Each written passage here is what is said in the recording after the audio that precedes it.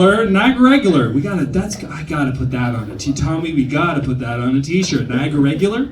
Because it just blends into, it's so cool. Please welcome this Niagara Regular. It's gonna catch on.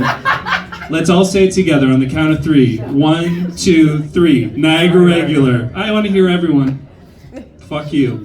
1, 2, 3. Niagara Regular. Yeah, it's great, eh? Isn't it fun to say? All right, please welcome the very funny Tommy J. Warren, ladies and gentlemen. I've never abused my power like that. I've never done that. I'm going to start.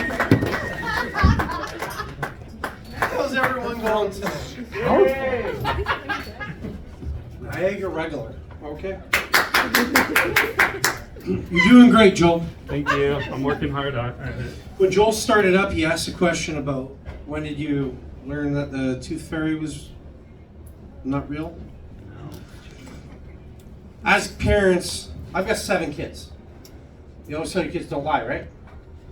Any parents out there, you've said it to your kids, right?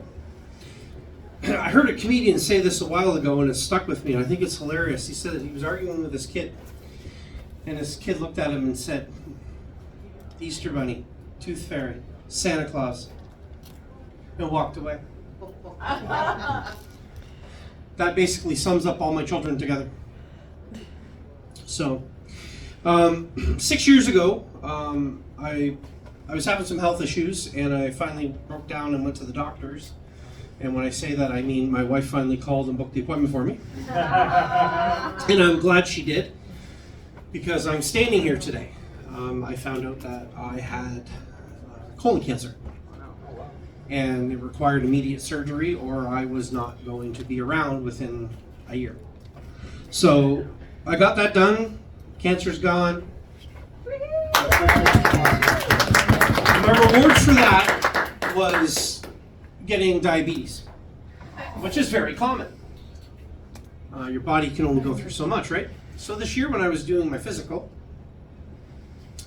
my doctor calls me and he says, well, I got some bad news. And I'm immediately thinking, fuck, my cancer's back. But he's like, no. He goes, what I need to tell you is, you carry the gene that can possibly turn into Parkinson's.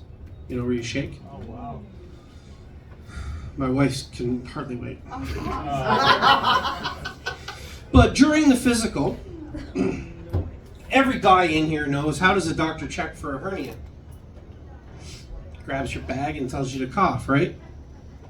We've all heard that. So there I was sitting there. He's got my balls in his hand and he's right here.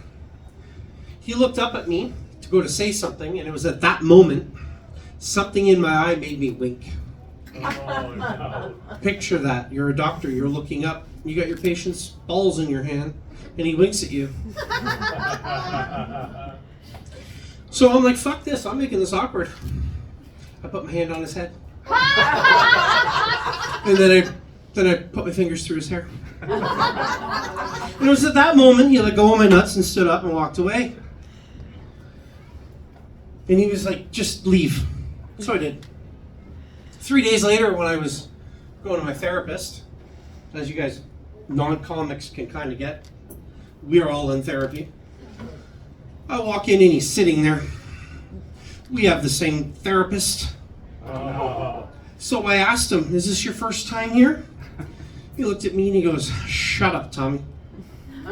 It was his first time. I drove him to therapy. Yeah. So, but I've been like that my whole life. When I was in high school, I went to high school in Hamilton at Sir John A. Macdonald. And we had a principal there that was a real fucking douche canoe. Like, this guy was... He did not like me, I did not like him. He tried to get me expelled 3 times in my grade 9 year because my hair was long.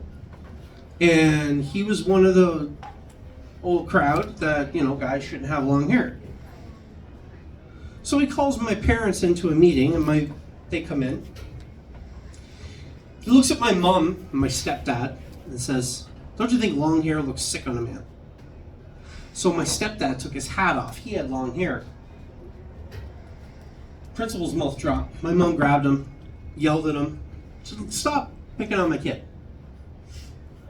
I would like to say that's where I was innocent and wasn't doing anything wrong, but that is not true. Thanksgiving was coming up, and he was talking about this trip that he's going on. So I have auto shop, and he never locks his car. So I took his spark plugs on the Friday afternoon.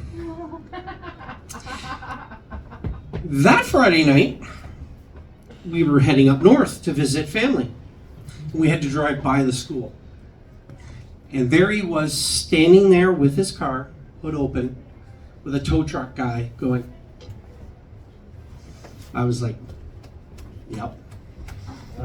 Tuesday morning, first thing, even before announcements. Whoever has my spark plugs, please return them. There will be no questions. So I sent them back to him one at a time in pieces. Oh, wow. I would like to say that was the only time me and him clashed, but I will say by the end of grade 9 he had chose early retirement. I can't say it was because of me, because it was because of me. Yep, some of the things he tried to give me shit for that. So 3 days later, I had a beat up old Chevy pickup truck. I drove it to school. Everybody here know Hamilton? John A. was right along Cannon Street. So I parked my truck in his spot. He called me down. He says, "You need to move your car or I'm going to have it towed." I winked at him. He wasn't holding my balls. And I said, "Do what you must." He didn't tow my car. I made him park his car on Cannon Street. He got 3 scratches that day. They all formed the letter, "Fuck you," in cursive. That wasn't me. Sure. No, it wasn't. I know who did it. I hired him. So, maybe next time I'm on stage, you guys see me, I'll have some more of those stories. I do have a whole bunch of them. So I'm trying to start some new material for everyone. My name's Tommy J. Warren. Let's give it up for Joel to come back up. Tommy J. Warren, ladies and gentlemen!